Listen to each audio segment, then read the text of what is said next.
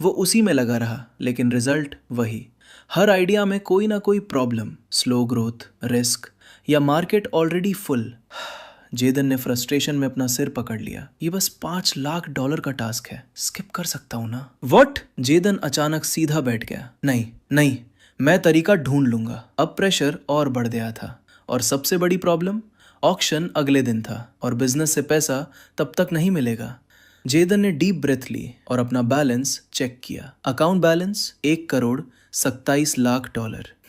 उसने धीरे से कहा, यह अमाउंट शायद ऑक्शन के लिए कम पड़ जाए। उसके दिमाग में एक नाम घूम रहा था, कर्टिस वेन, एक रिटायर्ड वॉर टाइकून जिसने वॉर से करोड़ों कमाए थे। अगर उससे सामना हो गया तो जेदन हल्का सा हंसा। मैं हार जाऊंगा। कुछ देर बाद उसने डिसाइड किया, उसे ब्रेक चाहिए। वो बाहर निकला। रेनोवेशन शुरू हो चुका था, मशीन्स चल रही थी। कॉलिंस सुपरवाइज कर रहा था। जेदन ने बस एक नज़र डाली और अपनी कार लेकर निकल गया।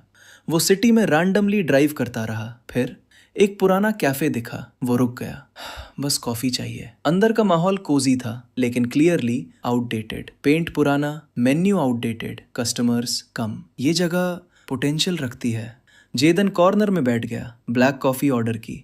जैसे ही वो सिप लेने वाला था, अचानक 3 आदमी अंदर घुसे। ब्लैक सूट्स, सीरियस फेसेस, सीधे काउंटर पर गए। मैनेजर उन्हें देखते ही फ्रीज हो गई। कब गिर गया उसके हाथ से। मिस्टर ग्रेव्स, उसकी आवाज कांप रही थी। मैं पेमेंट अरेंज कर रही हूँ। ग्रेव्स ने हाथ उठाया। 2 महीने से यही सुन रहे हैं, बैंक प्रोमिसेस पर नहीं चलता, बस थोड़ा टाइम और। दूसरा आदमी बोला, कोई टाइम नहीं बचा, तुम डिफॉल्ट कर चुकी हो। तीसरा आदमी बोला, 48 घंटे, वरना सब खत्म। पूरा कैफे साइलेंट हो गया।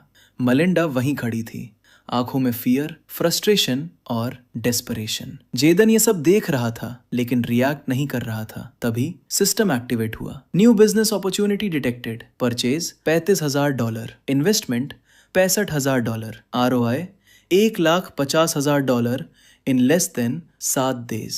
जेदन की आंखें फैल गईं। सीरियसली? सिस्टम ने पूरा प्लान दिखाया, डिलीवरी, रीब्रांड, मार्केटिंग। जेदन थोड़ा हेजिटेट हुआ, लेकिन मेरे पास ऑप्शन भी नहीं है। वो उठा, काउंटर की तरफ चला। Bad day? मिलिंडा ने ऊपर देखा, थोड़ी शॉक्ड। आप कह सकते हैं, जेदन बोला। मैं कॉफी के लिए नहीं आया। तो मैंने सब देखा। तुम पर कितना लोन है? 35,000। मैं हेल्प कर सकता हूँ। मेलिंडा सस्पिशियस हो गई। हेल्प? मैं कैफे खरीदना चाहता हूँ। व्हाट? मैं तुम्हारा लोन क्लियर कर दूंगा और इन्वेस्ट भी, लेकिन तुम मैनेजर रहोगी। Melinda shocked, confused. तुम मुझे जानते भी नहीं? जेदन मुस्कुराया। मुझे जानने की जरूरत नहीं, मैंने तुम्हारी आंखों में देखा, तुम ये जगह छोड़ना नहीं चाहती। मेलिंडा चुप हो गई। उसके दिमाग में मेमोरीज, उसके ग्रैंडफादर, लेकिन उसके पास ऑप्शन नहीं था। कुछ देर बाद उसने धीरे से कहा, ठीक है, आज ही पेपर वर्क करेंगे। जेदन ने सिर हिलाया। कल से ये कैफे सिर्फ सरवाइव नहीं करेगा, ये डोमिनेट करेगा। अगली सुबह जेडन अपनी कार लेकर वापस उसी कैफे पहुंचा। जैसे ही उसने अंदर कदम रखा, उसके चेहरे पर हल्की मुस्कान आ गई, क्योंकि जो उसने कल शुरू करवाया था वो सच में चल पड़ा था। रेनोवेशन टीम काम में लगी हुई थी। असल में जेडन को उन्हें पहले ही एडवांस देना पड़ा था, ताकि वो तुरंत काम शुरू करे, क्योंकि उसके पास सिर्फ 1 हफ्ता था और 2 दिन पहले ही निकल चुके थे। कैफे के अंदर मेलिंडा सुबह 6 बजे से ही काम में लगी हुई थी। खिड़कियां साफ कर रही थी, कुर्सियां सेट कर रही थी। उसकी एनर्जी अलग ही थी, जैसे उसके कंधों से कर्ज का बोझ उतर गया हो। टिंग! दरवाजा खुला और जेडन अंदर आया। गुड मॉर्निंग, उसने कहा। मलिंडा ने ऊपर देखा और हल्की सी सच्ची मुस्कान दी। आप जल्दी आ गए सर? नींद नहीं आई, जेडन बोला। दिमाग में बहुत आइडियाज घूम रहे थे, सोचा जल्दी शुरू करते हैं। मलिंडा ने कपड़ा रखा। मैं भी पूरी रात यही सोच रही थी, कैसे इस कैफे की सोल को बचाकर इसे नया बनाया जाए। जेडन मुस्कुराया। मैंने कुछ आइडियाज लिखे हैं, चलो साथ देखते हैं। जरूर सर। दोनों खिड़की के पास बैठ गए, जहां सुबह की धूप लकड़ी पर सुनहरी चमक बिखेर रही थी। जेडन ने अपना नोटपैड निकाला। सबसे पहले उसने कहा, मैं चाहता हूं कि इस जगह का दिल तुम ही रहो मेलिंडा। तुम डेली ऑपरेशन संभालोगी, मैं बस सपोर्ट करूंगा। ये कैफे तुम्हारा फील होना चाहिए, बस बेहतर टूल्स के साथ। मेलिंडा ने धीरे से सिर हिलाया। मुझे डर था कि आप इसे पूरी तरह बदल देंगे। जेडन हल्का हंसा। नहीं, हम इसे रोबोट वाला मॉडर्न बॉक्स नहीं बना रहे। इस जगह में कैरेक्टर है। हम बस इसे फिर से खड़ा कर रहे हैं। उसने अगला पेज पलटा। मेरे पास $65,000 इन्वेस्टमेंट के लिए है। फिर उसने प्लान समझाया। Interior renovation, new chairs, lighting, cafe का चार्म इंटैक्ट रहेगा, new machines, espresso, grinders, roaster, hiring 3 लोग, barista, kitchen staff, delivery manager, marketing, flyers, posters, soft launch, फिर ऑनलाइन प्रेजेंस। मेलिंडा तेजी से नोट्स ले रही थी। मुझे एक लड़का पता है, फिन, पेस्ट्री में एक्सपर्ट है, और मेरी कजन लीसा सोशल मीडिया संभाल सकती है। जेडन मुस्कुराया। परफेक्ट, हमें भरोसे वाले लोग चाहिए। फिर जेडन रुका और एक पॉलिथिन बैग निकाल कर उसे दिया। ये क्या है? जेडन हल्का मुस्कुराया। एक स्पेशल फ्लावर, पूरे स्टेट में, शायद पूरे कंट्री में भी किसी कैफे के पास नहीं है। ये टेस्ट, स्मेल और इफेक्ट सब बदल देगा, बस देखती जाओ। मेलिंडा हैरान थी। ठीक है सर। सच ये था, जेडन ये फ्लावर एक दूर के गांव से लाया था। उसे खुद पहले कुछ पता नहीं था, लेकिन कैफे से निकलते ही सिस्टम ने उसे गाइड किया था। Amber Bloom golden flower. उसे लाने के लिए जेडन ने रिस्क लिया, क्योंकि अगर वो फेल होता तो उसकी आने वाली अर्निंग्स का 20% कट जाता। जेडन बोला, मैं अभी तुम्हें $10,000 ट्रांसफर कर रहा हूँ। सारे इंग्रेडिएंट्स बल्क में ले लेना, और डिलीवरी बाइक्स भी खरीदेंगे। आगे चलकर वैन्स भी लेंगे। Noted sir. जेडन उठ गया। मैं चलता हूँ, कल प्रोग्रेस चेक करूंगा। फिर हल्के से बोला, और उन कॉन्ट्रैक्टर्स को पैसे दे देना। मेलिंडा मुस्कुराई। मैं ऑलरेडी दे चुकी हूँ सर, ये सब आपके बिना पॉसिबल नहीं था। वो झुकने लगी, लेकिन जेडन ने रोक दिया। मुझे मत झुको, मैं भगवान नहीं हूँ, अब काम पर ध्यान दो। वो मुड़ा, लेकिन अचानक रुक गया। I am rooting for your success this week. Melinda ने पूछा। जेडन थोड़ा घबरा गया। नहीं, बस स्लिप ऑफ टंग था, चलो बाद में मिलते हैं। और वो जल्दी से बाहर निकल गया। सच ये था, उसे कहना चाहिए था 1 हफ्ते में $1,00,000 कमाने हैं, लेकिन ये सुनकर कोई भी पागल समझेगा। अब सब कुछ सिस्टम पर डिपेंड था, लेकिन ये सब तो बस शुरुआत थी। अब असली गेम शुरू होने वाला था। आज वेडनेसडे था और आज रात ऑक्शन होने वाला था। जेडन के अकाउंट में सिर्फ $1.1 मिलियन थे, लेकिन वो घबराया नहीं। स्मार्ट खेलना है। उसे पता था सीधे बड़े लोगों से भिड़ना बेवकूफी है, क्योंकि आज ऑक्शन में आएंगे मिस्टर जॉर्डन कर्टिस वेन और कई बड़े खिलाड़ी। हर किसी का अपना लेवल होगा। जेडन अपनी कार लेकर शहर के सबसे हाई प्रोफाइल वेन्यू आर्किडेसिया लाउंज के सामने आकर रुका। ये कोई आम जगह नहीं थी। स्टील गेट्स, एलीट सिक्योरिटी, हर ईंट से पावर टपक रही थी। वैले बिना कुछ बोले उसकी कार ले गया, क्योंकि जेडन के हाथ में इनविटेशन कार्ड था। ये कार्ड जेडन ने बड़ी चालाकी से लिया था, लाउंज के एक वर्कर से कनेक्ट करके, लेकिन ये सिर्फ ब्रॉन्ज कार्ड था, यानी सबसे लोएस्ट लेवल एंट्री। अंदर का नज़ारा। जैसे ही जेडन अंदर गया, हर तरफ लग्जरी ही लग्जरी थी। ऊपर चमकते क्रिस्टल क्लैडर्स, दीवारों पर करोड़ों की पेंटिंग्स, रेयर वाइन जो देशों से भी पुरानी थी। जेडन सिंपल ब्लैक सूट में था। कोई ब्रांड नहीं, कोई दिखावा नहीं, बस साइलेंट कॉन्फिडेंस। वो यहाँ अलग दिख रहा था, लेकिन वो यहाँ बिलोंग भी करता था। अभी किसी ने ध्यान नहीं दिया, लेकिन जल्दी ही देगा, क्योंकि आज रात लुक्स नहीं, पावर दिखेगी। पास में फुसफुसाहट। मार्कोस नोआ भी आया है, वही जिसने 3 महीने में प्राइवेट आइलैंड्स फ्लिप करके 10 मिलियन कमाए थे। वो ही जिसने लैम्बोर्गिनी पूल में गिरा दी थी मजे के लिए। जेडन शांति से शैंपेन पीता रहा और उसने मार्कोस को देख लिया। मार्कोस नोआ, designer outfit, expensive smile, loud personality. वो जोर जोर से हंस रहा था। अपनी यॉट, स्टॉक्स, डील्स की डींगे मार रहा था, जैसे वो खुद दूसरा जॉर्ज टिलमैन हो। जॉर्ज टिलमैन, दुनिया का सबसे अमीर आदमी। जेडन ने बस एक नज़र डाली और इग्नोर कर दिया। नॉइज। तभी लूका वेन अंदर आया। उसकी नज़र सीधे जेडन पर पड़ी। वो पास आया और धीरे से बोला, तू यहाँ क्या कर रहा है हरामी? जेडन बस मुस्कुराया और मन ही मन बोला, मिशन कंप्लीट करने आया हूँ। ऑक्शन शुरू होने से पहले मार्कोस लगातार बोलता रहा, अभी 3रा पेंट हाउस लिया है। ओल्ड व्यू बोरिंग हो गया था। लोग हंस रहे थे, फेक हंसी। देखते हैं आज कौन मुझे चैलेंज करता है। लेकिन जेडन शांत बैठा रहा। ऑक्शन शुरू हुआ। पहले छोटे आइटम्स आए, $10,000, $20,000 रेंज। जेडन ने हिस्सा नहीं लिया। उसे पता था ये उसे अलग नहीं बनाएगा। उसे सिर्फ जीतना नहीं था, उसे इम्पैक्ट बनाना था। मार्कोस ने शुरुआत से ही बिड्स मारनी शुरू कर दी। अटेंशन ग्रैब कर रहा था। ऊपर बालकनी में मिस्टर जॉर्डन और कर्टिस वेन बैठे थे। कर्टिस बोला, ये मार्कोस बहुत बोलता है, अगर लिमिट क्रॉस की तो मैं तोड़ दूंगा इसे। मिस्टर जॉर्डन हंसा, ऐसे लोग अक्सर खुद ही गिरते हैं। अब असली गेम शुरू हुआ। Item number 12, custom Rolex, gold plus diamond titanium limited piece, सिर्फ रियल मिलियनेयर्स के लिए। ये सिर्फ वॉच नहीं था, स्टेटस था।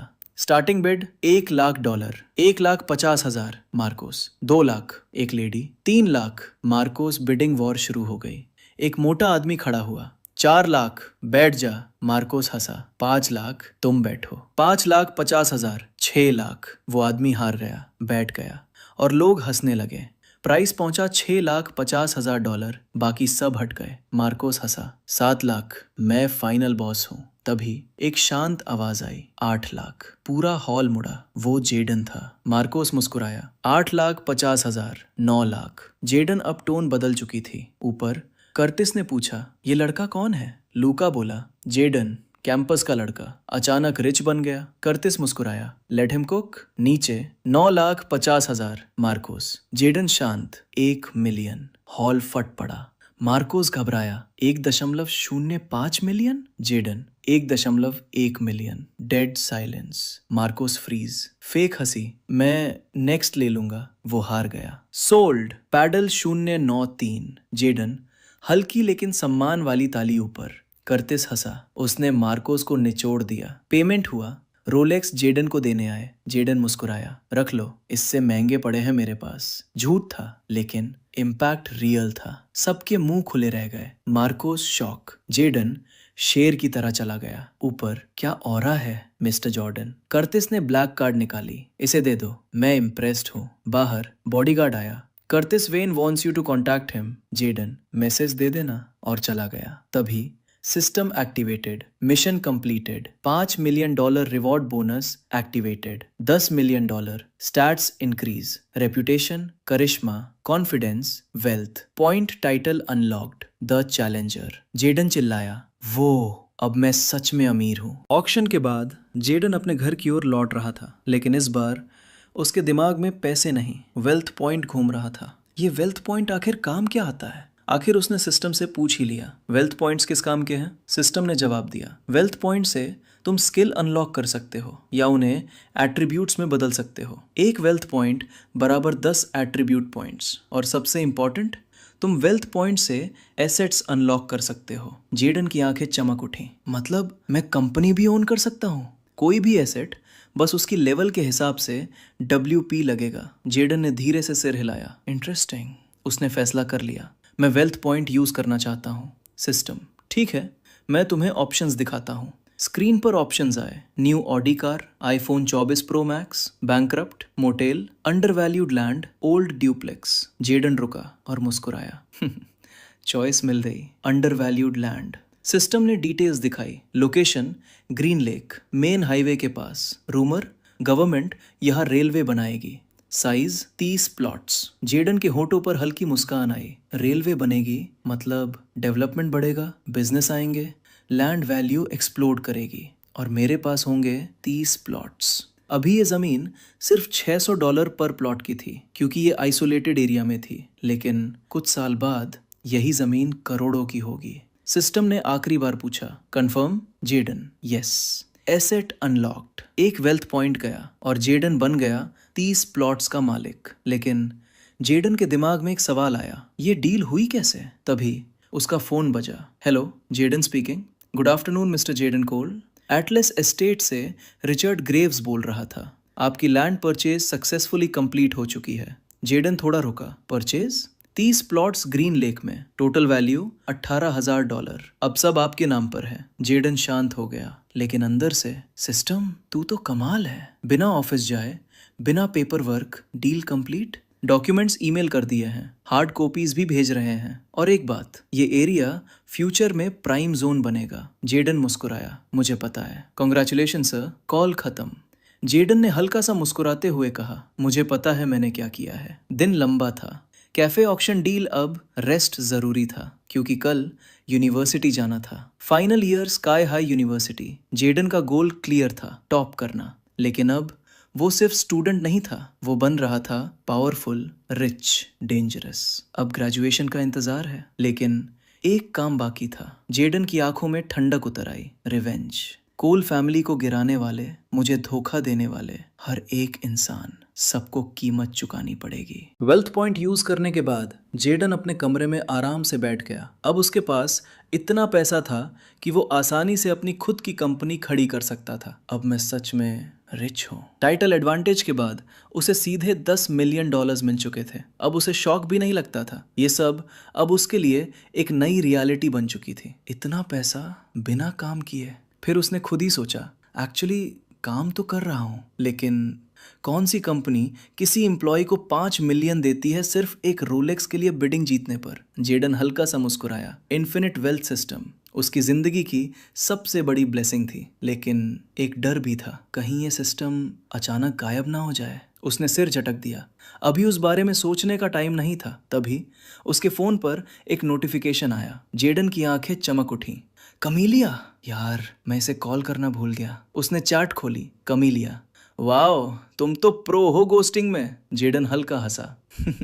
गोस्टिंग? मैं यही हूँ। रियली? मैंने 2 दिन पहले टेक्स्ट किया था। जेडन रुक गया और उसने ऊपर स्क्रॉल किया। Hi Jaden, are you there? Shit, मैं सच में बिजी था। ये मेरी गलती है, थोड़ा हेक्टिक हो गया था। कमीलिया, इतना भी क्या बिजी लाइफ जी रहे हो? थोड़ा डिफरेंट है, लेकिन इग्नोर नहीं कर रहा था। मान लेती हूँ अभी के लिए। बस इतना ही चाहिए था। जेडन मुस्कुराया। वैसे आज मैं कैंपस नहीं आ रही। क्यों? फैमिली फंक्शन है, बहुत लोग, बहुत सवाल। जैसे शादी कब करोगी, पढ़ाई कैसी चल रही है? एग्जैक्टली। वर्चुअल स्ट्रेंथ भेज रहा हूँ और स्नैक्स भी। थैंक्स। सैटरडे को अच्छी स्टोरी सुनाना पड़ेगा। स्टोरी? पूरा नॉवल है मेरे पास, चैप्टर तुम चुन लेना। स्मूथ। तो सैटरडे फिक्स? डेफिनेटली। अगर फिर गायब हुए, cancel. Noted. Bye mister dangerous. Bye lady of the feast. Jaden पीछे झुक गया, चेहरे पर हल्की मुस्कान। कुछ पल के लिए दुनिया शांत हो गई। Location change. Monarch cafe. सबसे पहले स्मेल आया, रिच, वार्म, स्मोकी और कुछ अलग, ऐसा कि दिमाग झट से अलर्ट हो जाए। सुबह एक स्टूडेंट ने सिप लिया और सिर्फ एक शब्द बोला, वो। अब टाइम था 1 PM और मोनार्क कैफे कंप्लीटली पैक्ड था। लाइन काउंटर से बाहर हॉलवे तक पहुंच चुकी थी। Next please. उसका फेस पैनिक में था। एक लड़का चिल्लाया, भाई 2 कप देना उस नए वाले का, 30 मिनट में असाइनमेंट खत्म कर दिया। बीन्स हैं या मैजिक? सच ये था, सीक्रेट इंग्रेडिएंट फ्लावर था। पीछे से कोई चिल्लाया, ये कैफे है या लाइफ रिवाइव सेंटर? सबको मिलेगा, काम डाउन। एक लड़की, 3 टेक अवे कप्स चाहिए, ग्रुपमेट्स को भी पिलाना है। लोग हंसने लगे। अंदर मशीन्स नॉन स्टॉप काम कर रही थी। स्टीम, हीट, प्रेशर, पूरा कैफे बैटलफील्ड बना हुआ था। ये सिर्फ कॉफी है, राइट? अब ये मोनार्क कॉफी है। स्टूडेंट्स सेल्फीज ले रहे थे। Loopy post, I can hear colors. Face World post. This coffee is cracked. Views 20,000 plus. एक लड़का, डिलीवरी करते हो?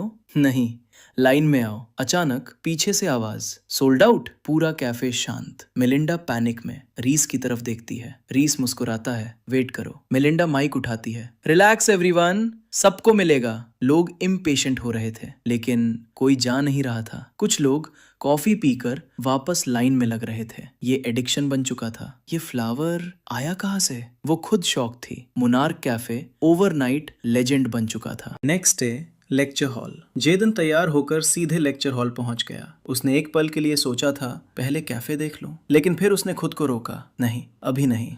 अभी 1 हफ्ता भी पूरा नहीं हुआ था। मेलिंडा को डिस्टर्ब करना सही नहीं था। सिस्टम ने कहा था एम्बर ब्लूम काम करेगा, इसलिए जेदन शांत था, कॉन्फिडेंट था। वो हॉल में एंटर हुआ और ऑलमोस्ट सबकी नजरें उस पर टिक गईं। फ्रंट रो ऑलरेडी फुल थी, तो वो पीछे की तरफ गया, लास्ट से 2 रोज आगे। बैक रोज हमेशा नॉइज होते हैं, गॉसिप, फोन, स्क्रॉलिंग। जेदन कभी इन लोगों में नहीं था, लेकिन आज उसे वही बैठना पड़ा। तभी उसकी नजर पड़ी वही चॉकलेट स्किन गर्ल, लेकिन इस बार उसने पहले नोटिस किया। हे। उसने हैंडशेक एक्सेप्ट कर लिया। थैंक्स उस रोज के लिए, मेंशन मत करो, स्वीट गर्ल्स डिजर्व मोर। लड़की हल्का ब्लश कर गई। That's too sweet. Then call me sweet guy. सीधा उसकी आंखों में देखता है। लड़की हंस पड़ती है, चीक्स लाल हो जाते हैं। Paula, Jaden, confidence full. वो ऑलरेडी जानती थी, पूरे फैकल्टी में उसका नाम फैल चुका था। पॉला, नंबर दोगे? कहीं बाहर हैंग करते हैं। जेदन थोड़ा रुका, ये खुद पूछ रही है, लेकिन मना करने का कोई रीजन नहीं था। दोनों ने कॉन्टैक्ट्स एक्सचेंज कर लिए। पॉला क्लियरली एक्साइटेड थी। तभी जेदन अपना बुक निकाल ही रहा था तभी रॉयस एंट्री मारता है। यो जेदन, बैक रो भी तेरा हो गया, क्यों तूने बाय कर रखा है? आसपास हंसी, पॉला भी हंसती है। रॉयस की आंखें चमकती हैं लेकिन वो कंट्रोल करता है और पास बैठ जाता है। रिची और लूका भी पास आ जाते हैं। सोफिया आज नहीं थी। जेदन को फर्क नहीं पड़ा। लूका, कल का ऑक्शन सुना? किसी ने $1.1 मिलियन की रोलेक्स खरीदी और लेकर गया ही नहीं। रॉयस, ड्रीम रिच लोग ऐसे ही होते हैं। नजर जेडन पर। जेदन समझ गया। जेडन, ड्रीम की बात मत कर, तू अभी भी डैडी की कार पर जी रहा है। क्लास रिएक्शन, पूरा क्लास हंस पड़ा। रॉयस का चेहरा डार्क। रॉयस, तुम्हारा बाप कंपनी से पैसे चुराकर जेल गया और गिल्ट से मर गया। साइलेंस, पूरा क्लास शॉक। जेदन धीरे से ऊपर देखता है। मेरे फादर को फंसाया गया था, लेकिन तू बता, तू कैसा फील करता है जब तेरे फादर पीछे से स्ट्रिंग्स खींचते हैं, क्लीन हाथों से चोरी करते हैं? फिर से हंसी। जेडन, पास छोड़, फ्यूचर की चिंता कर, क्योंकि मैं दोनों के लिए आ रहा हूँ। साइलेंस, रॉयस का स्माइल गायब। वो उठता है, अटैक करने वाला होता है। लूका उसे पकड़ लेता है। पब्लिक सीन मत बना। रॉयस रुक जाता है। जेदन बैठा रहता है हल्की मुस्कान के साथ, लेकिन अंदर पेन जाग चुका था। फादर, आज फिर याद आ गया, लेकिन ये सिर्फ गुस्सा नहीं था, ये प्रॉमिस था। प्रोफेसर अंदर आता है। लेक्चर शुरू। 3 सेशंस। क्लास एंड जेडन निकलने ही वाला था तभी कुछ लड़कियां बात कर रही थी। मोनार्क काफे ट्राई किया? एडिक्टिव है, मिड टाउन से लोग आ रहे हैं, चल अभी चलते हैं। वो हंसते हुए निकल जाती हैं। जेदन क्वाइटली सुनता है लेकिन रिएक्ट नहीं करता। कैफे ऑलरेडी ग्रो कर रहा है। वो शॉक्ड था। दूसरी तरफ रिची बोल रहा था, ब्रो, मोनार्क काफे इनसेन है। लूका, वही जो ओवरनाइट फेमस हुआ? रिच, एग्जैक्टली, टेस्ट अलग है, लग्जरी फील देता है। जेदन हल्का मुस्कुराता है लेकिन छुपा लेता है। रॉयस, चल देखते हैं, कम से कम व्यू तो अच्छा होगा। तीनों निकल जाते हैं। जेदन हंस देता है, अगर इन्हें पता चल जाए। लेकिन उसने डिसाइड किया कैफे नहीं जाएगा, अभी अपनी आइडेंटिटी रिवील नहीं करनी। Location, Monarch cafe. Crowd, concert जैसा सीन। स्टूडेंट्स, लेक्चरर्स, ऑफिस वर्कर्स सब कॉफी पी रहे थे। बेंच पर रॉयस, रिच, लूका बैठे थे। रॉयस पहला सिप लेता है। ये क्या है? रिची, हेवन पंच। लूका, कॉन्फिडेंस पी रहा हूं मैं। रॉयस, मैं तो इससे शादी कर लूंगा। हंसी। रिची, बरिस्ता से? रॉयस, एटीएम कार्ड से प्रपोज करूंगा। तभी पीछे से आवाज, सुना है ओनर जेदन है। रॉयस चोक कॉफी थूक देता है। What? Luka, bro, shirt. Royce, ये कॉफी खराब है। रिची हंसते हंसते गिर जाता है। अभी तो शादी कर रहा था। रॉयस, वाटर दो। सीन केओटिक हो जाता है। मोनार्क कैफे का नाम अब सिर्फ एक कैफे नहीं रहा था, वो एक ट्रेंड बन चुका था। फेस वर्ल्ड, लूपी और स्नैप सीन पर हर जगह बस एक ही नाम घूम रहा था, मोनार्क कैफे। लोग सिर्फ कॉफी नहीं पी रहे थे, वो एक एक्सपीरियंस ले रहे थे। स्काई हाई यूनिवर्सिटी के ग्रुप चैट में भी अचानक वही टॉपिक छा गया। ओला गाइज, अगर मैंने ये बात नहीं बताई तो मैं लिटरली विलन बन जाऊंगी। अब क्या नया टॉर्चर है? लाइब्रेरी चैलेंज फिर से? नो, इस बार सीरियसली। मैंने आज एक कैफे ट्राई किया, तो मैं एक्सप्लेन नहीं कर सकती। एक सिप लिया और लिटरली एनर्जी एक्सप्लोड हो गई। जेडन ये सब पढ़कर हल्का मुस्कुराया, लेकिन अगले मैसेजेस ने उसे भी चौंका दिया। मैंने 10 कप्स ले लिए बिना नोटिस किए। I am at Monarch cafe right now and I am not leaving. Zara ने फोटो ड्रॉप की, फिर एक लंबा वॉइस नोट। अब चैट लिटरली फ्लड हो चुका था। मैं अभी जा रहा हूँ। सेम कैंपस सेलिब्रिटी क्लार्क ने भी पोस्ट किया है। जेडन की आंखें थोड़ी वाइड हो गई। अगर क्लार्क ने पोस्ट किया है तो इसका मतलब ये अब वायरल हो चुका है। सोशल मीडिया पर कैप्शंस आग की तरह फैल रहे थे। Who put heaven in a cup? Energy बराबर 100% आफ्टर 1 सिप। लाइन क्रेजी थी but worth it. This coffee hits different. Thousands of comments, endless hype.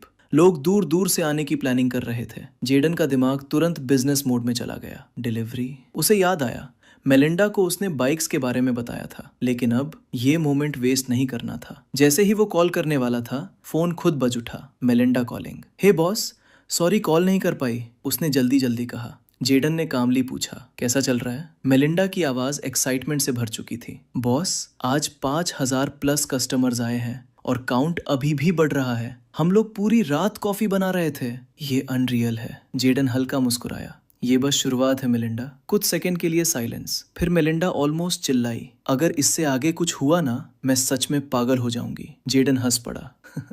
Sales कितनी हुई? $25,000 बॉस। जेडन के लिप्स हल्के ट्विच हुए। 3 दिन बाकी थे और ऑलरेडी ये लेवल। 5 डिलीवरी बाइक्स आ रही हैं, जेडन ने कहा। कल से डिलीवरी स्टार्ट कर देना और 2 वैन्स भी अरेंज कर रहा हूँ। बॉस, ये गेम बदल देगा, मेलिंडा बोली। कॉल कट होते ही जेडन फिर प्लानिंग में लग गया, लेकिन अचानक स्क्रीन चमक उठा। Silver level. नर्स टेमी को इमरजेंसी के नाम पर अपने अपार्टमेंट बुलाओ और उसका अफेक्शन 60% तक बढ़ाओ। जेडन फ्रीज हो गया। व्हाट? सिस्टम की वॉइस फिर आई। Tell me host. 1 second pause. When was the last time you played hide the sausage? Jaden का एक्सप्रेशन इंस्टेंटली बदल गया। ये सिस्टम पागल है क्या? लेकिन रिवॉर्ड इंसेन था। जेडन की नजर स्क्रीन पे जम गई। उसने पूरा टास्क पढ़ा और कुछ सेकंड के लिए बिल्कुल चुप हो गया। ये क्या है? सिस्टम? उसके चेहरे पर साफ शॉक था। Tell me host. सिस्टम की आवाज शांत थी, लेकिन उसमें हल्की टीजिंग भी थी। लास्ट टाइम कब तुमने हाइड द सॉसेज खेला था? जेडन पूरी तरह फ्रीज। कुछ सेकंड तक वो कुछ बोल ही नहीं पाया। तू सीरियस है अबे?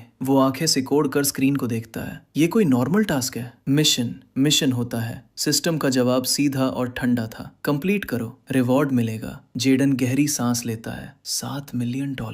उसकी नजर रिवॉर्ड पर टिक जाती है। +5 चार्म, +5 कॉन्फिडेंस। उसके होठों पर हल्की मुस्कान आ जाती है।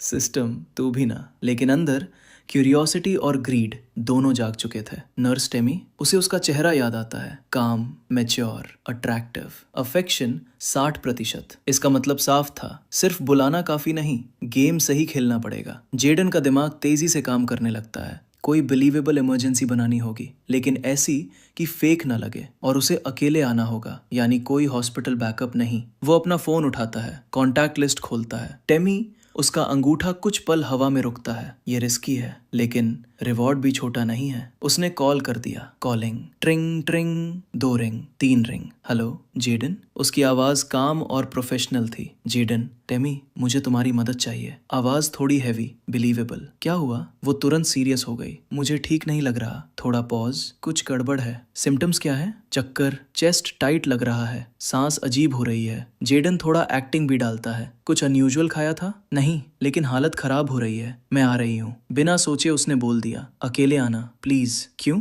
बस पैनिक नहीं चाहिए, सिर्फ तुम। कुछ सेकंड की चुप्पी। ठीक है, मैं आ रही हूँ। Call cut. जेडन हल्का मुस्कुराया। Step 1 complete. वो खड़ा हुआ, कमरे को देखने लगा। अब सेटिंग तैयार करनी होगी। उसने लाइट्स एडजस्ट की, ना ज्यादा ब्राइट ना ज्यादा डार्क, सब नेचुरल लगना चाहिए। टेबल साफ किया, पानी रखा, मिरर में खुद को देखा। काम रहो, ये सिर्फ पैसे के लिए नहीं है, ये एक कंट्रोल गेम था। कुछ देर बाद नॉक नॉक। जेडन की नजर दरवाजे पर टिक गई। गेम शुरू। डोर खुलता है। टेमी सामने खड़ी थी। सिंपल आउटफिट, लेकिन प्रेजेंस स्ट्रॉन्ग। कहाँ हो? अंदर। वो अंदर आई, चारों तरफ नजर डाली। तुम इतने खराब नहीं लग रहे। उसके टोन में सस्पिशन था। जेडन हल्का मुस्कुराया। प्रॉपर चेक कर लो। टेमी उसके पास आती है, उसका हाथ पकड़ती है, पल्स चेक करती है। हार्ट रेट नॉर्मल है। उसकी नजर ऊपर उठती है, सीधा जेडन की आंखों में। ये क्या चल रहा है? जेडन हल्का सा झुकता है। शायद मेडिकल इमरजेंसी नहीं है। टेमी की आईब्रो उठती है। तो फिर? जेडन एक कदम और करीब आता है। डिफरेंट टाइप की इमरजेंसी। माहौल अचानक हैवी हो जाता है। दोनों के बीच डिस्टेंस कम,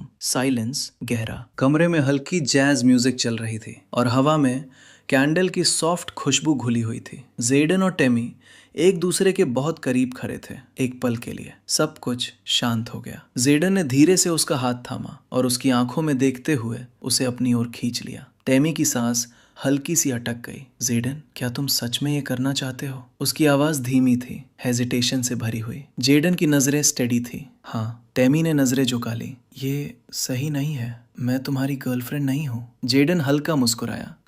और तुम्हारा भी तो कोई नहीं है। कुछ सेकंड की खामोशी। फिर इस बार टेमी ने खुद पीछे हटना बंद कर दिया। दोनों के बीच की दूरी धीरे धीरे खत्म हो गई। कोई जल्दबाजी नहीं, कोई प्रेशर नहीं, बस एक क्वाइट इमोशनल पल जहां अट्रैक्शन से ज्यादा कनेक्शन था। उस रात जेडन को कुल मिलाकर $21 मिलियन मिले और उसका चार्म 15 पॉइंट तक बढ़ गया। उसे समझ नहीं आया कि टाइटल इफेक्ट बाकी एट्रीब्यूट्स पर क्यों असर नहीं कर रहा, लेकिन इतनी बड़ी प्रोग्रेस के बाद उसने शिकायत करना सही नहीं समझा। वैसे टाइटल थोड़ा अजीब था और जेडन खुद भी सिस्टम पर सवाल उठाने लगा, लेकिन ये टाइटल सिर्फ ऑनेस्ट एक्शंस और सिचुएशंस पर काम करता है होस्ट। साफ है कि तुम थोड़े चालाक और मैनिपुलेटिव हो। तुमने ही कहा था उसे अट्रैक्ट करने के लिए। जेडन ने झुंझला कर कहा। हाँ, कहा था, तुम्हारे ही फायदे के लिए। नर्स टेमी कई घंटों तक गहरी नींद में रही। वो पूरी तरह थक चुकी थी, इसलिए उसे रात जेडन के घर ही बितानी पड़ी, क्योंकि जेडन ने उसे जगाने की कोशिश नहीं की। अगली सुबह जेडन की आंखें धीरे धीरे खुली। खिड़की के आधे खुले पर्दों से आती धूप कमरे में फैल रही थी। उसने हल्का सा शरीर स्ट्रेच किया और पिछले रात की थकान अब भी महसूस हो रही थी। उसने बगर में देखा और हाथ बढ़ाकर उसे छूने ही वाला था, तभी टेमी झटके से उठ बैठी। ओ माय गॉड, जेडन चौंक गया। टेमी? वो घबराकर कमरे में चारों तरफ देखने लगी। मैं अभी भी यहाँ हूँ, मैं यहीं सो गई थी। जेडन उठने की कोशिश करते हुए बोला। हाँ, तुम बेहोश हो गई थी उसके बाद। मैं लेट हो गई। वो तुरंत बिस्तर से कूदी और फर्श से अपनी मुड़ी हुई ड्रेस उठा ली। नहीं, मेरी नाइट शिफ्ट थी, मेरा बॉस मुझे मार डालेगा। जेडन ने सिर पकड़ा। रिलैक्स, कॉल कर दो बस। नहीं कर सकती, टेमी ने जल्दी जल्दी कपड़े पहनते हुए कहा। वो अभी तक वहां होगा, सुबह सबसे पहले लॉगिन चेक करता है। टेमी, कम से कम धीरे। लेकिन वो सुन ही नहीं रही थी। उसने जल्दी में फिर जूते पहनना छोड़ दिया और हाथ में उठा लिए।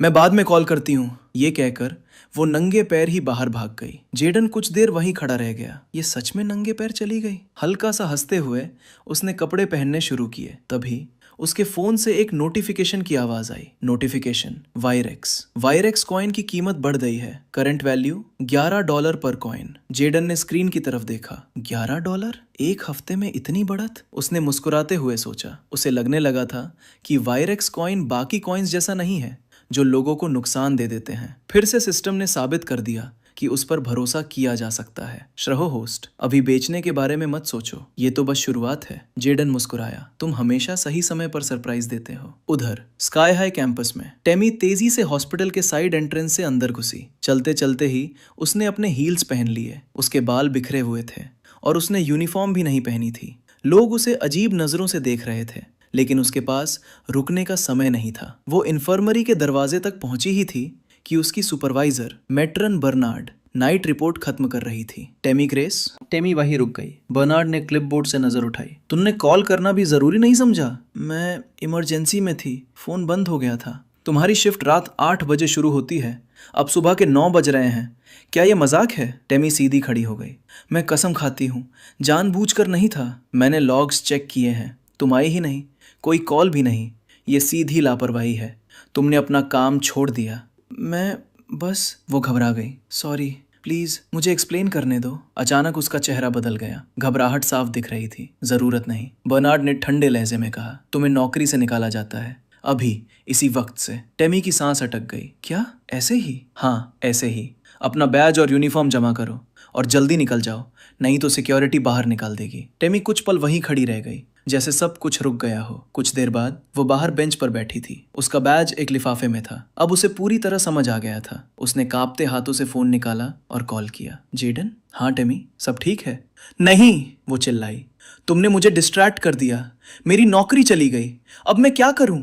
मेरे बिल्स हैं, रेंट है, मेरी बहन की फीस। जेडन कुछ पल चुप रहा। टेमी? क्या?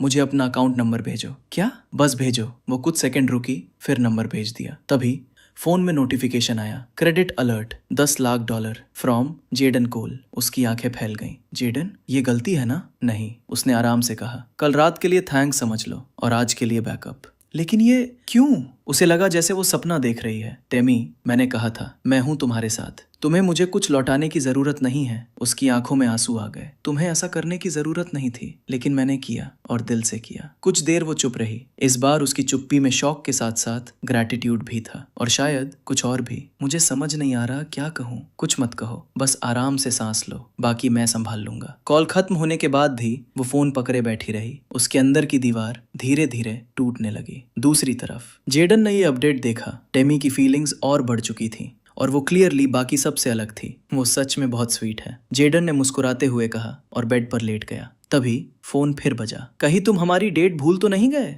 मैंने खास तौर पर याद दिलाने के लिए कॉल किया है, मिस्टर डेंजरस, कैमिला ने कहा। जेडन मुस्कुराया। नहीं प्रिंसेस, मैं एड्रेस अभी भेजता हूँ। गुड, मिलते हैं। उसने कॉल काट दिया। जेडन ने राहत की सांस ली। आज सैटरडे था और वो सच में भूल गया था। अच्छा हुआ कैमिला ने याद दिला दिया। इस बार वो उसे डिसअपॉइंट होने से बच गया। क्लाउड ब्रिज शहर में कहीं लूका वा ने अपनी पोर्शे 918 स्पाइडर वाइसाक लेकर गेट पर रुका। गार्ड्स ने बस एक नजर डाली और उसे अंदर जाने दिया। उसे पहचानना मुश्किल नहीं था। वैन परिवार का वारिस लूका वैन, लंबा तेज नैन नक्श वाला और एक ऐसी प्रेजेंस जो लोगों को उसकी बात ध्यान से सुनने पर मजबूर कर दे। वो कार से उतरा और दरवाजे की तरफ बढ़ा। तभी दरवाजा खुला। लूका! अंदर से एक आदमी बाहर आए मुस्कुराते हुए। अंकल, आपने बुलाया था, लूका ने हल्का झुक कर कहा। ये थे कर्टिस वैन, वही आदमी जो ऑक्शन में जेडन से प्रभावित हुआ था। कर्टिस ने गहरी सांस ली। हाँ, मुझे तुम्हें कुछ देना है जो तुम्हें अपने पिता तक पहुंचाना होगा। लूका ने चेहरा बनाया। अंकल, आप अपने किसी आदमी से भी तो भिजवा सकते थे। मेरी मीटिंग खराब हो गई। कर्टिस ने सिर हिलाया। ये काम खास है, मैं इसे किसी और पर भरोसा करके नहीं दे सकता। चलो अंदर आओ। कहते हुए कर्टिस उसे अंदर ले गया। विला अंदर से बहुत क्लासी था। महंगे लकड़ी के फर्श, क्रीम रंग की दीवारें और बड़े बड़े खिड़की से दिखती पहाड़ियां। लेकिन आज माहौल थोड़ा अलग था, कुछ अजीब। लूका ने तुरंत नोटिस किया, उसका अंकल ठीक नहीं लग रहा था। कर्टिस वैन, जो हमेशा कॉन्फिडेंट और पावरफुल दिखता था, आज पूरी तरह थका हुआ लग रहा था। आंखें धसी हुई, चेहरा फीका, कदम भी कमजोर। ऐसा लग रहा था जैसे वो बहुत बड़ी परेशानी से गुजरा हो। अंकल, क्या हुआ? आप ठीक नहीं लग रहे, लूका ने पूछा। दोनों आमने सामने बैठ गए। बीच में सुनहरी टेबल थी और साइड में अनटच्ड वाइन ग्लासेस। कर्टिस ने हल्की मुस्कान दी, फिर चेहरा गंभीर हो गया। कुछ दिनों से ठीक महसूस नहीं कर रहा। थकान, लगातार काम, नए पार्टनर जिन पर भरोसा नहीं। 2 हफ्तों से ठीक से सोया भी नहीं हूँ, लूका ने कहा। काम थोड़ा कम कर दीजिए, दूसरों को जिम्मेदारी दीजिए। कर्टिस हल्का हंसा। मुझे किसी पर भरोसा नहीं, यही मेरी सबसे बड़ी समस्या है। लूका थोड़ा आगे झुका। आप बर्नआउट हो रहे हैं। कर्टिस ने सिर हिलाया। बर्नआउट से भी ज्यादा। ऐसा लग रहा है जैसे हर 2 दिन में 10 साल बूढ़ा हो रहा हूँ। शरीर कमजोर, एनर्जी खत्म, खाना भी कोई फर्क नहीं डाल रहा। कमरे में कुछ पल के लिए सन्नाटा छा गया।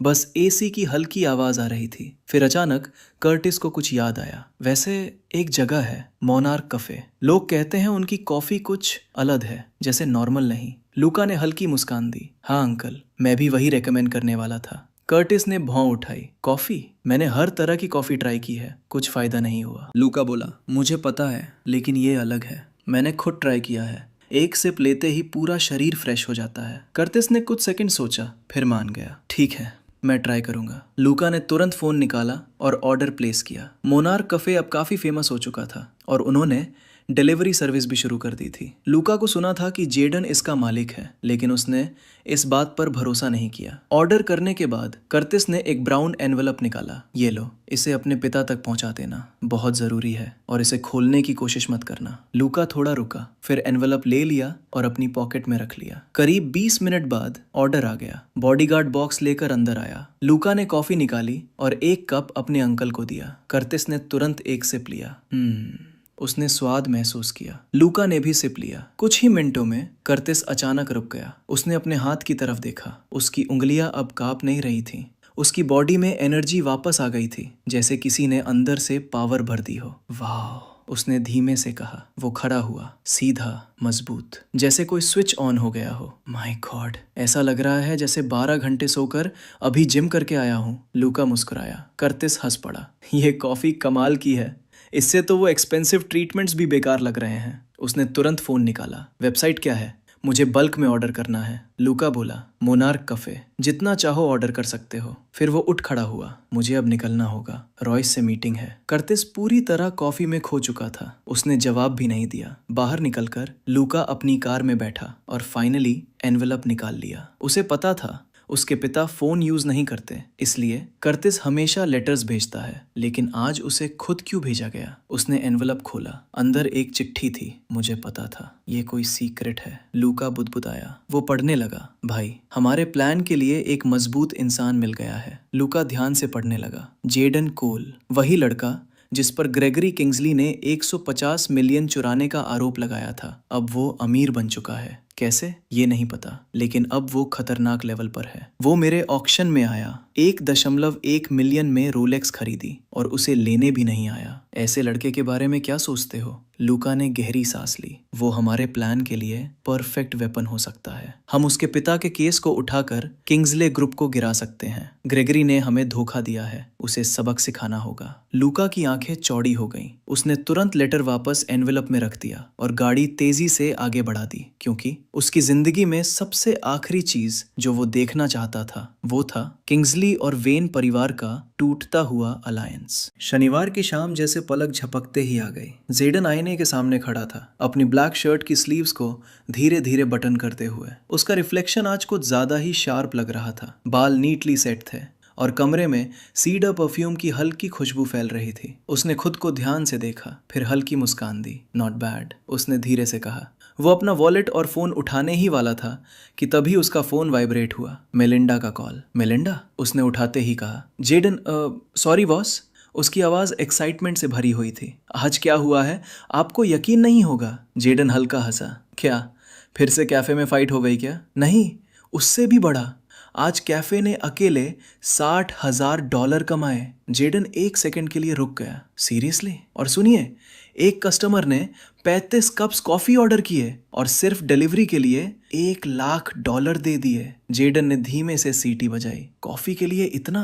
हाँ बॉस, पेमेंट लेजिट है, मेलिंडा हंसते हुए बोली। जेडन कुछ पल चुप रहा, फिर बोला, इम्प्रेसिव मेलिंडा, तुम बहुत अच्छा काम कर रही हो। कॉल खत्म हुआ, लेकिन जेडन के दिमाग में कुछ और चल रहा था। Extend building, northern cloud bridge, वो नाम उसे फेमिलियर लगा। When group. जेडन ने हल्का सिर हिलाया। शायद ये कैफे अब सच में बिग प्लेयर्स तक पहुंच चुका है। उसने घड़ी देखी, 4:33। परफेक्ट। हल्की मुस्कान के साथ वो बाहर निकल गया। वेलमॉन गार्डन लाउंज, सिटी के बीच एक शांत लग्जरी जगह, लेक के पास, soft jazz music, candle lights, एक परफेक्ट डेट स्पॉट। जेडन 5 बजे से पहले पहुंच गया था, लेकिन कैमिलिया वो आधे घंटे बाद आई। जेडन ने जैसे ही उसकी कार देखी, वो तुरंत खड़ा हो गया। बॉडीगार्ड्स डोर खोलने ही वाले थे कि जेडन आगे बढ़ गया। लीव इट टू मी, उसने मुस्कुराते हुए कहा। कार का डोर खुला और जैसे ही कैमिलिया बाहर आई, जेडन एक पल के लिए रुक गया। गाउन में थी, उसके ब्लॉन्ड बाल हवा में हल्के हल्के हिल रहे थे।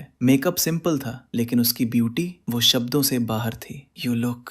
जेडन रुक गया। वाह। कैमिलिया हल्का ब्लश करते हुए मुस्कुराई। सिंपल रहने की कोशिश की, डराना नहीं था तुम्हें। जेडन हंसा। तुम कुछ भी पहन लो, फिर भी सबसे अलग ही लगोगी। वो हल्का सा हंसी। दोनों साथ अंदर गए।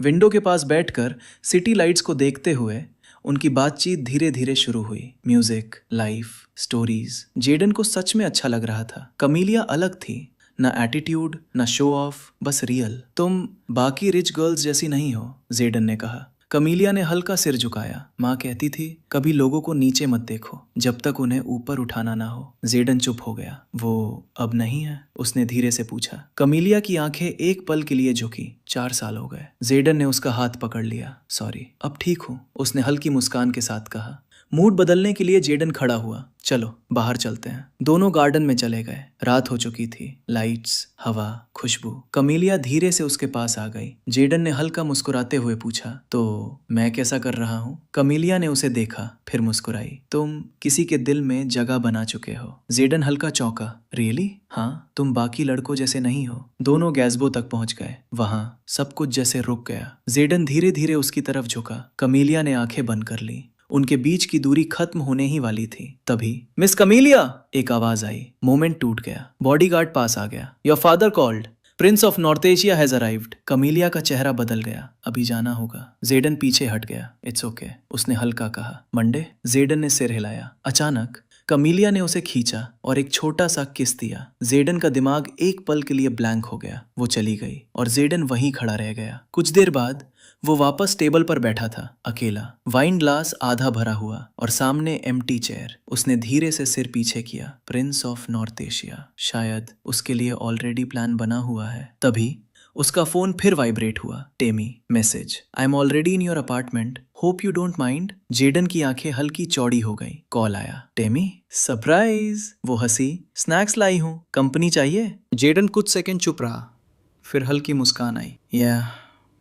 लेकिन अंदर ही अंदर एक ही थॉट आया, this system is gonna cook me. जब जेडन घर वापस पहुंचा टेमी ने उसके लिए खाना ऑलरेडी तैयार कर रखा था। कुछ दिन पहले जो ग्रोसरीज उसने खरीदी थी, शायद उसी वजह से उसके लिए ये सब करना आसान हो गया। हे, तुम आ गए? टेमी मुस्कुराते हुए उसकी तरफ आई और बिना कुछ कहे उसके शूज उतारने लगी। जेडन थोड़ा चौंका लेकिन कुछ बोला नहीं। I had an appointment, some business planners, उसने झूठ बोला। वो कमीलिया वाली बात उसे बताने वाला नहीं था। नाइस, तो अब अपना कंपनी स्टार्ट करने वाले हो? टेमी ने हल्की मुस्कान के साथ पूछा। यह, जेडन ने सिर हिलाया। लेकिन उसके लिए डिग्री चाहिए होगी। उसने उसे ध्यान से देखा। जेडन हल्का मुस्कुराया। 3 महीने में सब रेडी हो जाएगा, डोंट वरी। थोड़ी देर बाद दोनों लिविंग रूम में टेबल पर साथ बैठे खाना खा रहे थे। घर छोटा था, कोई डाइनिंग रूम नहीं, लेकिन माहौल सरप्राइजिंगली वार्म था। टेमी चुप नहीं रह पाई। उसने जेडन की तरफ देखा। आंखों में सिंसियरिटी थी। मुझे समझ नहीं आ रहा तुम्हारा कैसे धन्यवाद करूं। तुमने मेरी लाइफ बदल दी। जेडन हल्का मुस्कुराया। इट्स नथिंग टेमी, तुम्हें खुश रखने के लिए मैं कुछ भी कर सकता हूँ। टेमी के चेहरे पर हल्की चमक आई। तो एक रिक्वेस्ट है। उसने अपना हाथ टेबल के पार जेडन की तरफ बढ़ाया। जेडन की आंखें हल्की शार्प हो गईं। क्या रिक्वेस्ट? बाहर से काम, लेकिन अंदर उसका दिमाग दौड़ने लगा। कहीं और पैसे तो नहीं मांगने वाली? 20 मिलियन? गोल्ड डिगर तो नहीं? उसने खुद को कंट्रोल किया। टेमी ने गहरी सांस ली और धीरे से कहा, जेडन बी माई मैन। एक पल के लिए सब कुछ रुक गया। जेडन ब्लिंक करने लगा। ये उसने एक्सपेक्ट नहीं किया था। Temi, I want to be yours, और मैं चाहती हूँ कि तुम मेरे बनो। उसकी आवाज में हेजिटेशन नहीं था, पूरी सिंसियरिटी थी। जेडन कुछ सेकंड तक चुप बैठा। ये पैसे की वजह से है या कल रात की वजह से? तभी सिस्टम एक्टिवेट हुआ। What do you expect? 84% affection है। जेडन ने अंदर ही अंदर पूछा। अब क्या करूं? बी हर मैन, वो तुम्हारे काम आएगी। जेडन थोड़ा रुका, फिर एक और सवाल। और कैमिलिया, वो भी तुम्हारी होगी। कैसे? That's the purpose of the हराम। जेडन कुछ सेकंड चुप रहा, फिर फाइनली उसने फैसला लिया। उसने टेमी की तरफ देखा, हल्की मुस्कान के साथ। I will be your man, Temi. Temi की आंखें चमक उठी। रियली? जेडन ने सिर हिलाया। अगले ही पल वो उठी और उसके पास आकर उसे किस कर दिया। जेडन अंदर ही अंदर चौंक गया। ये तो और बढ़ रहा है। कुछ देर बाद टेमी उसकी बाहों में ही सो गई। जेडन ने उसे धीरे से उठाया, बेड पर लिटाया, ब्लैंकेट उड़ाई और कुछ पल उसे देखता रहा। सोते वक्त वो और भी इनोसेंट लग रही थी। जेडन हल्का मुस्कुराया, फिर वापस लिविंग रूम में आ गया। अब बिजनेस टाइम। उसने अभी तक वेल्थ पॉइंट्स यूज नहीं किए थे और नया स्किल भी चेक नहीं किया था। Let's see. Operational charisma intelligence. System की आवाज गूंजी। टीम को कंट्रोल करना, सिचुएशन के हिसाब से पर्सनैलिटी बदलना, स्ट्रैटेजीज बनाना, ऑर्गेनाइजेशन चलाना, और सबसे खास इंटेलिजेंस प्लस करिश्मा बराबर प्लस 20%। जेडन की आंखों में चमक आ गई। डैम, ये तो ओपी है। सिस्टम फिर बोला, और बहुत कुछ आने वाला है। जेडन ने धीरे से सिर हिलाया। ये प्रॉब्लम्स भी? फिर उसने वेल्थ पॉइंट्स यूज किए। अगले ही पल सिस्टम स्क्रीन चमक उठी। जेडन की सांस रुक गई। एसेट? तभी उसका फोन बजा। हेलो हेलो सर, मैं सबरीना जोना बोल रही हूँ, जिनटेक ऑटोमोबाइल से। जेडन की आंखें धीरे धीरे चौड़ी होने लगी। सर, कंपनी अब ऑफिशियली आपकी है। जेडन फ्रीज हो गया। व्हाट? उसने फोन कस कर पकड़ा। जिनटेक ऑटोमोबाइल माइन? कॉल खत्म हुआ, लेकिन जेडन का दिमाग अब भी शॉक में था। अब वो ऑटोमोबाइल कंपनी का ओनर था। उसी समय फ्रॉस्ट फैमिली मैंशन। कैमिलिया अंदर आई। हील्स की आवाज मार्बल फ्लोर पर गूंज रही थी। उसका फादर खिड़की के पास खड़ा था, वाइन ग्लास हाथ में, और सामने एक रॉयल लड़का बैठा था। कैमिलिया, ये है प्रिंस कायल ऑफ नॉर्थ एशिया। कैमिलिया की आंखें सिकुड़ गईं। प्रिंस खड़ा हुआ। Nice to meet you. Camilia ने कोल्ड लुक दिया। फाइनली? ऐसा लग रहा है जैसे हम पहले से बात करते थे। रूम में टेंशन बढ़ गई। तभी उसके फादर ने कहा, तुम्हारी एंगेजमेंट फिक्स हो चुकी है। ग्रेजुएशन के बाद तुम प्रिंस केल से शादी करोगी। ये सुनते ही कैमिलिया का दिल जैसे रुक गया। रात गहरी हो चुकी थी। लूका अपने कमरे में अकेला बैठा था, बेड के किनारे। उसकी आंखें खाली थीं, लेकिन दिमाग पूरी तरह उलझा हुआ। वो लेटर जो उसने पढ़ा था, उसने सब कुछ बदल दिया था। रॉयस, उसका दोस्त, सिर्फ यूनिवर्सिटी का नहीं बल्कि बचपन से। उनकी दोस्ती की जड़ें फैमिली अलायंस में थीं। लूका के पिता साइलस वेन और रॉयस के पिता ग्रेगरी किंग्सले, दोनों ने मिलकर बिजनेस शुरू किया था, एक दूसरे का सहारा बनकर। धीरे धीरे दोनों ऊपर बढ़ते गए, लेकिन एक समय के बाद सब बदल गया। ग्रेगरी किंग्सले ज्यादा पावरफुल हो गया, ज्यादा फेमस, ज्यादा रिच, और उसके अंदर का ग्रीड और भी बढ़ गया।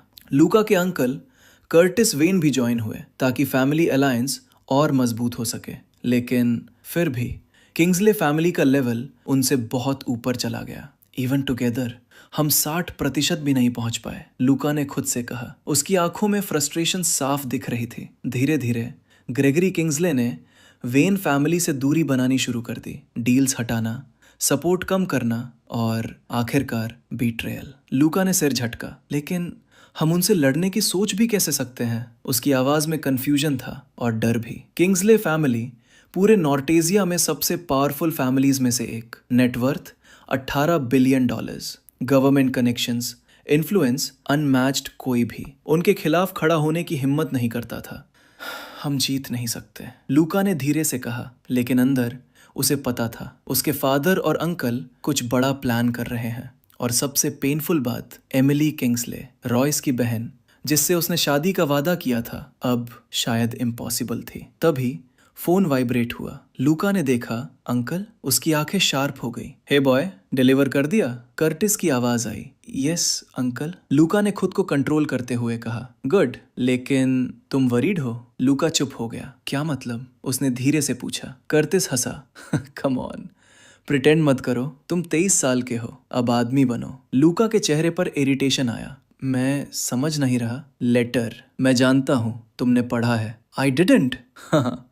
पढ़ा है, मैं तुम्हें जानता हूँ लूका। लूका चुप हो गया, लेकिन उसकी आंखों में फ्रस्ट्रेशन साफ थी। सोचा तुमने क्यों मैंने तुम्हें बुलाया था? कर्टिस की आवाज सीरियस हो गई। अगर मैं चाहता तो सिर्फ तुम्हारे फादर से बात करता, लेकिन मैंने तुम्हें भी इन्वॉल्व किया। लूका की आंखें फैल गईं। मतलब आप चाहते थे कि मुझे पता चले? यस, तुम एयर हो, अब बच्चा नहीं।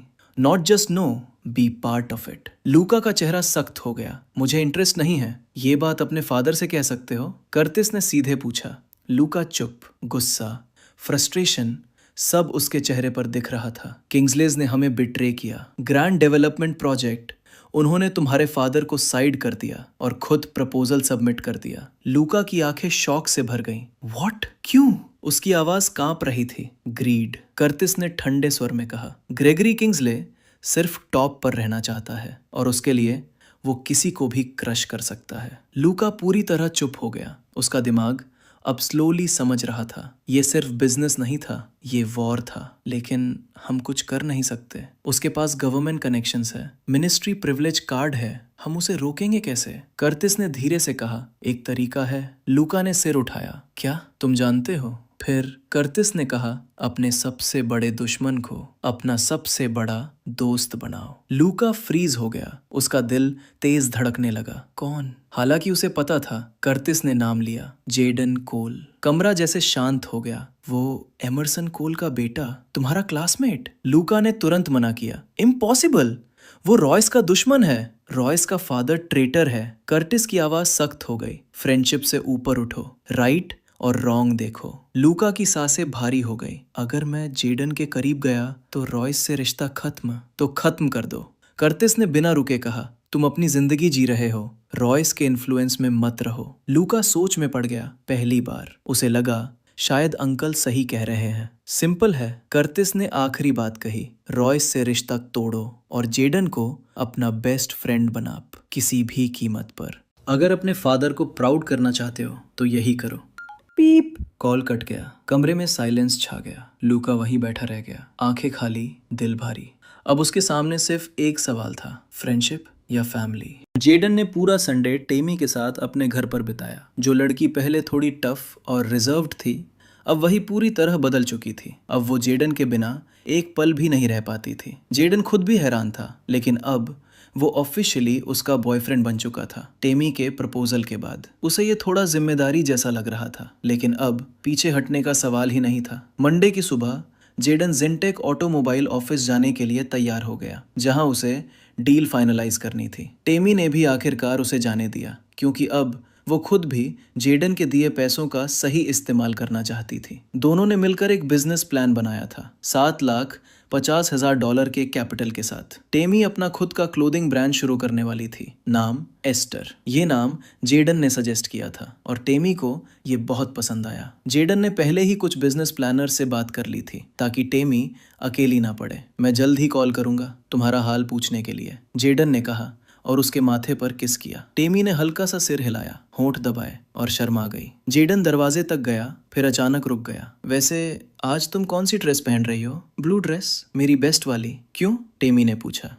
कुछ नहीं, बस ये जानना था कि मेरी लड़की आज क्या पहन रही है। जेडन मुस्कुराया और बाहर निकल गया। टेमी फिर से ब्लश कर गई और उसे जाते हुए देखती रही। जेडन के जाने के बाद टेमी भी जल्दी से तैयार होने लगी। वो चाहती थी कि जल्दी काम खत्म करके वापस आए और जेडन के लिए लंच बनाए। उसने एक sleek sapphire blue midi dress पहनी, परफेक्ट फिटिंग, हल्का बेल्ट, क्लासी और कॉन्फिडेंट लुक। साथ में एक वाइट हैंडबैग लिया और बाहर निकल गई। गेट तक पहुंचते ही उसने देखा एक आदमी उसकी तरफ आ रहा है। वो आदमी ब्लैक सूट में था, हाथ में कार की थी और चेहरा फ्रेंडली। गुड डे मैम, उसने कहा। गुड डे, टेमी ने जवाब दिया। फिर उसने की आगे बढ़ाई। टेमी वहीं रुक गई। ये क्या?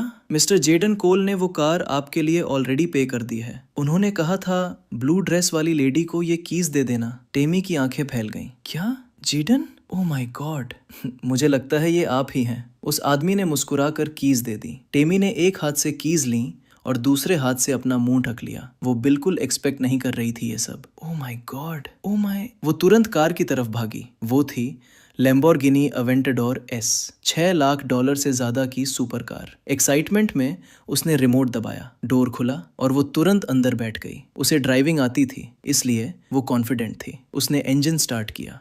वूम।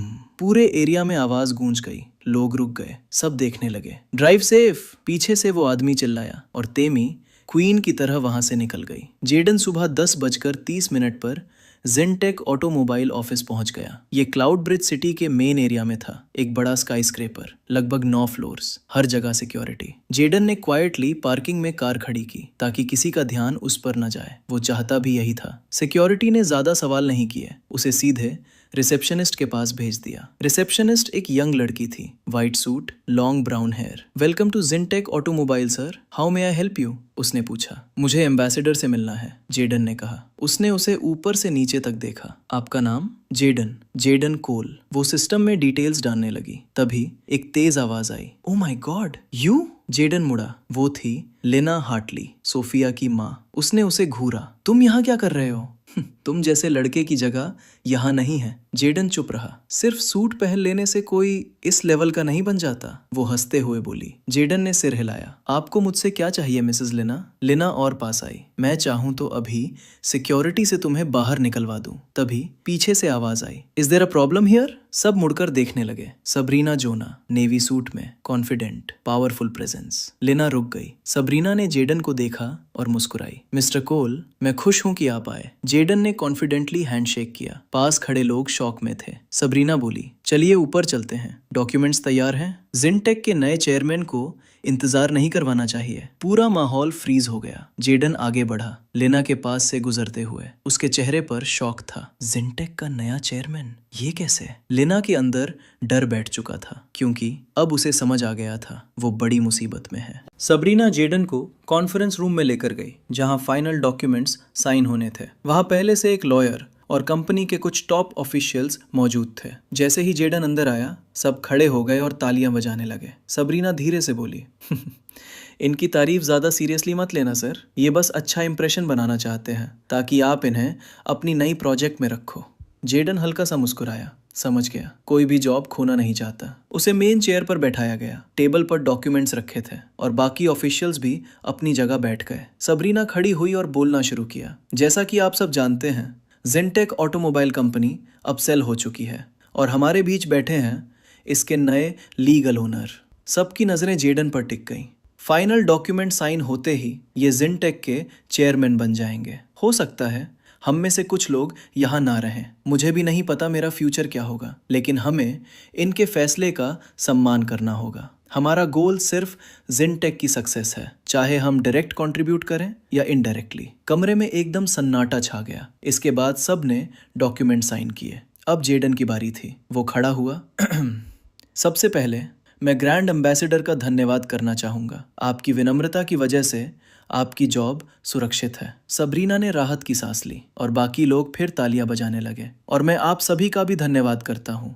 आपकी मेहनत के बिना जिनटेक यहाँ तक नहीं पहुँचता। फिर जेडन ने कॉन्फिडेंट होकर कहा, चेयरमैन बनने के बाद मैं वादा करता हूँ कि इस कंपनी को सबसे ऊपर ले जाऊंगा, लेकिन ये अकेले पॉसिबल नहीं है। हमें साथ काम करना होगा। Together we can do the incredible, together we will rise. पूरा रूम खड़ा हो गया। Together we will rise. तालियों की आवाज गूंज उठी। जेडन का स्पीच बुरा नहीं था। स्काई हाई यूनिवर्सिटी में उसे ये सब सिखाया गया था, कॉन्फिडेंस, करिश्मा, बोल्डनेस, और अब उसके सिस्टम की वजह से ये स्किल्स और भी स्ट्रांग हो चुकी थी। मीटिंग खत्म हुई, लेकिन किसी को ये नहीं पता था कि कौन जॉब पर रहेगा और कौन नहीं। सबरीना बोली, सर मेरे साथ आइए, आपका ऑफिस इस तरफ है। अब वो उसे मिस्टर कोल नहीं कह रही थी, क्योंकि अब वो ऑफिशियली चेयरमैन था। चेयरमैन का ऑफिस एक बड़ा लग्जूरियस रूम, एक साइड पर सिटिंग एरिया, दूसरी तरफ office setup, silver table, executive chairs और आरामदायक कोचेस। जेडन ने चारों तरफ देखा और हल्का मुस्कुराया। ये आपका ऑफिस है सर, 10 मिनट में